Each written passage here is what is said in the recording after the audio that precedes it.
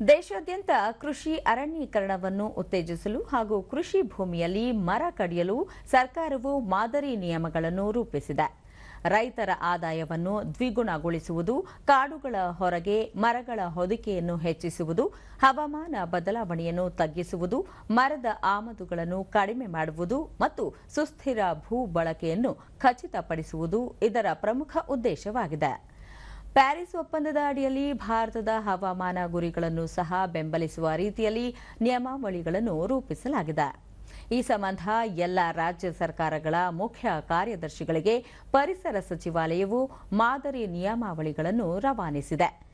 ಕೃಷಿ ಅರಣ್ಯ ಪ್ರದೇಶದಲ್ಲಿ ವ್ಯವಹರಿಸುವ ಕ್ರಮವನ್ನು ಸರಳೀಕರಣಗೊಳಿಸುವುದು ಹಾಗೂ ರೈತರ ಕಾರ್ಯಚಟುವಟಿಕೆಗಳಲ್ಲಿ ಉಂಟಾಗುವ ಅಡೆತಡೆಗಳನ್ನು ನಿವಾರಿಸಿ ಮರಗಳನ್ನು ಸಂರಕ್ಷಿಸುವುದು ಈ ನಿಯಮಾವಳಿಗಳ ಪ್ರಮುಖ ಉದ್ದೇಶವಾಗಿದೆ ಎಂದು ಪರಿಸರ ಸಚಿವಾಲಯ ತನ್ನ ಪತ್ರದಲ್ಲಿ ತಿಳಿಸಿದೆ.